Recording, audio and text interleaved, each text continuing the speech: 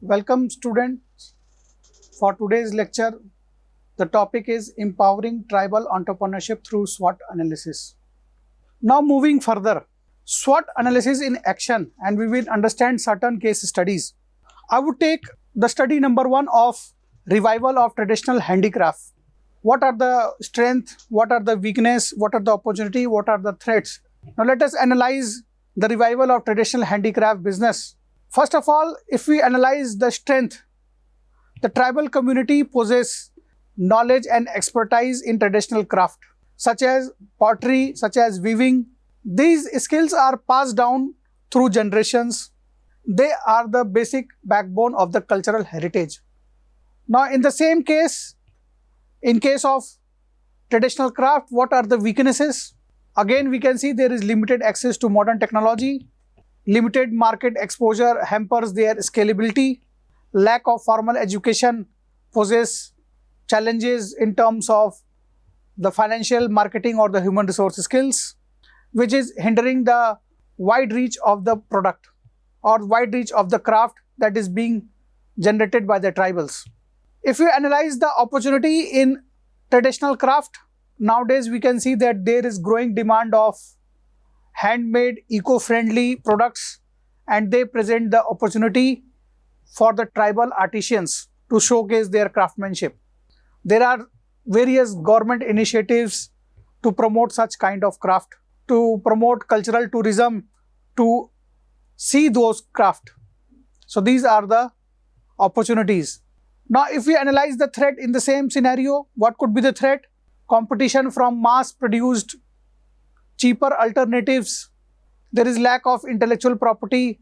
Due to these, the tribals can be exploited and there can be commodification of traditional craft.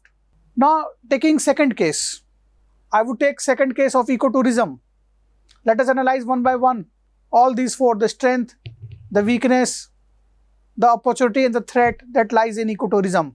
If there is business endeavor in ecotourism, then what are its strengths? The strength can be that these tribal community possess immense natural resources. They have good, rich cultural heritage. They have traditional knowledge about the environment. They have a strong community network. Due to this, ecotourism initiatives would become a huge success. But again, along with threat, along with strength, we need to analyze all these four. Now, if we see what are the weaknesses in ecotourism, we do not have any roads. How can vehicles move to such places? There is limited accommodation facility. If large number of people come, there is challenge of accommodation. Where are they going to stay?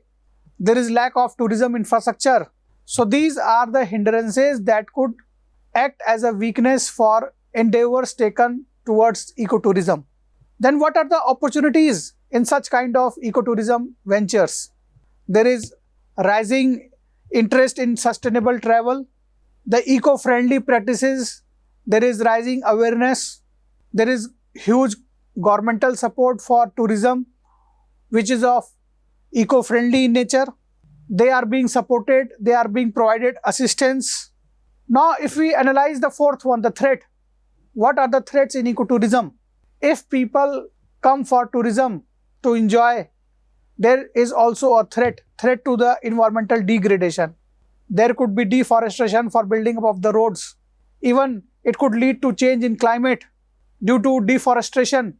Even climate change also poses threat to the ecotourism, that which earlier was available due to climate change, now it is not available. So over-reliance on such kind of revenue streams could be it could lead to commodification of culture, which may lead to loss of authenticity. So other people really do not have such kind of knowledge. They would be entering into field to gain the revenue through commodification. So which is a huge threat for such kind of ventures. Another example I would be taking of medicines. The herbal medicine enterprise, if it is being set up, what are the strengths, what are the weakness, what are the opportunity and what are the threat that lies in it to it. As herbal medicines, the knowledge among the tribals that is there to solve the problem of health. These medicinal plants, indigenous knowledge among the tribal community, they are a good source of treatment. So here lies the solution of world's problem of health. So this might act as a strength.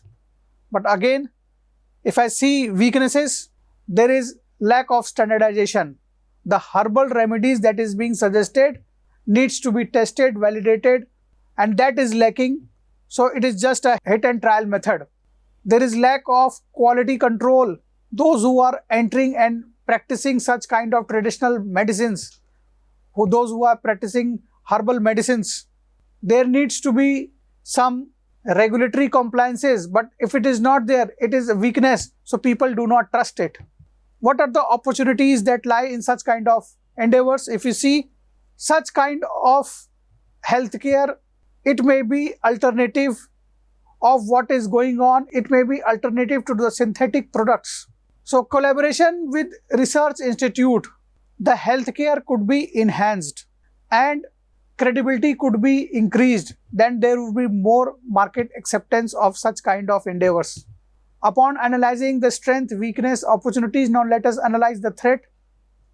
What are the threats that underlie such kind of medicinal enterprises? The competition from mainstream pharmaceutical enterprise is a huge challenge. So it is synthetic products versus herbal products. Which is more quick, which is more fast, which is more better.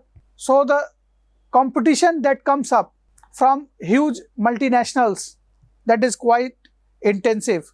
Lack of intellectual property rights could lead to exploitation of such knowledge by these corporations, and they could be commoditified and made available although it was not theirs.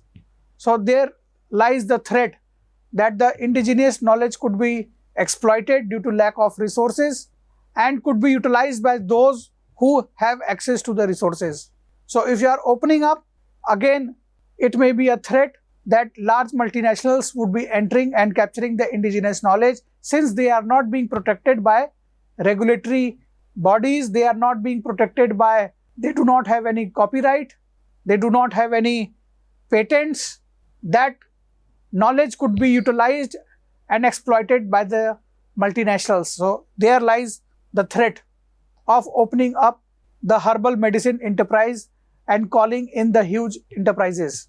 So if we see, we analyze all these examples, we have done a SWOT analysis on all these areas. In all these ventures, we have analyzed the strength, the weakness, the opportunities, the threat, and upon these analysis, we can capitalize on our strength, we can remove our weaknesses, we can explore the opportunities and be aware of the threats that may be coming up and need to be cautiously trained up so that exploitation does not happen. Now let us see what are the strategies for maximizing opportunities. So this slide would be focusing on the practical strategies that tribal entrepreneurs can employ to maximize the opportunities. The cultural heritage that is among the tribals, that could be leveraged. That could be leveraged to bring new products. That could be leveraged to product services. That could be leveraged and also used as branding, that these are the indigenous knowledge. So due to this branding, it may have an effect. The indicators right now, various government initiatives are coming up to uplift these opportunities by giving them GI indicators. Now, through branding of these GI indicators, the opportunities that lie, that may be utilized. So, cultural heritage can be leveraged. Similarly, by investing in skill development, by investing in capacity building programs, this would be enhancing the competitiveness and capabilities of tribal entrepreneurs. Various training programs, workshops, vocational courses could be launched. Initiatives of financial literacy, initiatives of teaching the marketing skills, the technological skills, they can empower tribal entrepreneurs to have skills to compete in market and have a competitive advantage. Another strategy to maximize opportunity could be building strategic partnership, collaborating with partners including non-profit organizations, government agencies, even private businesses, academic institutions. By collaborating with this, one can unlock the expertise that these people have, the resources that these people have. Similarly, strategic partnership can improve access to funding, they can improve the technology, they can improve the market intelligence. These all would enable tribal entrepreneurs to scale up their ventures. Another strategy for maximizing opportunity could be diversifying various products offerings. By creating various products, by creating or by diversifying various categories of products, it may lead to mitigation of risk associated with dependence on single product. If any entrepreneurial venture has only single product, it may have a high risk. If it is having portfolio of products, it may be helpful in expanding the market.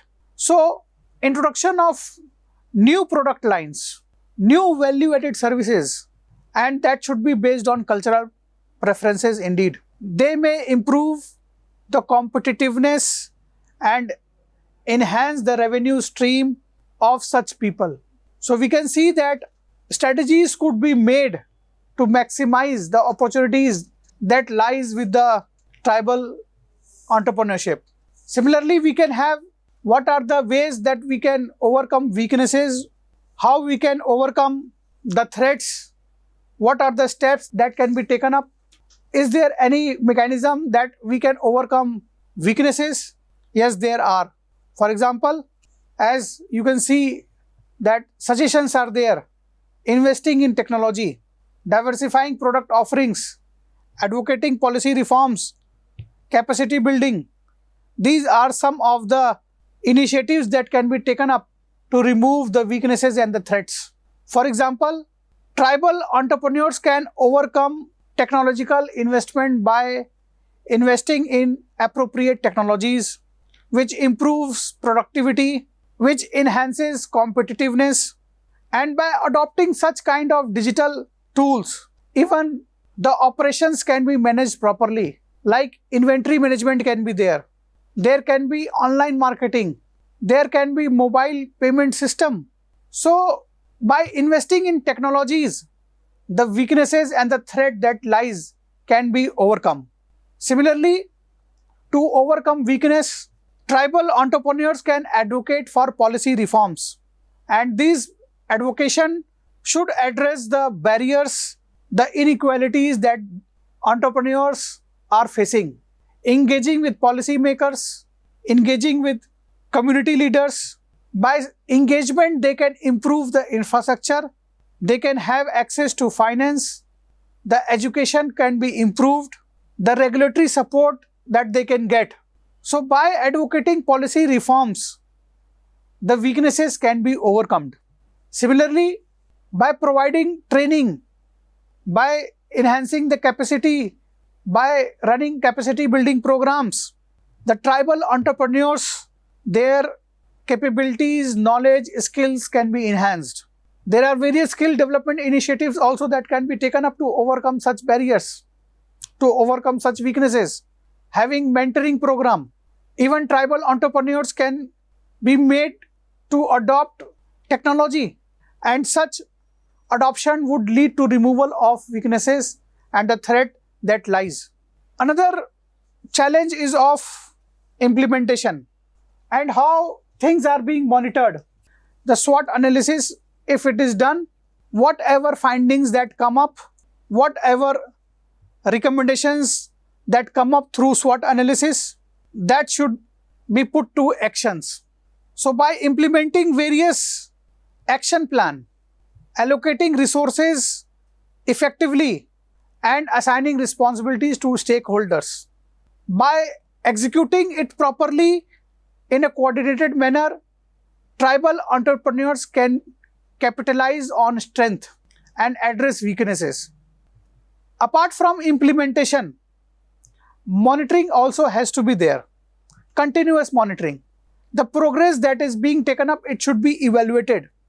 That means monitoring means collecting the key performance indicators, There should be predefined goal and actual parameters should be measured and compared so that whatever reform is needed, that could be made.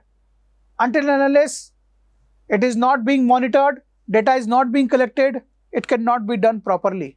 While monitoring or while implementation, there also comes the challenge of adoption or the flexibility in adaptation to the changing scenarios, changing business environment.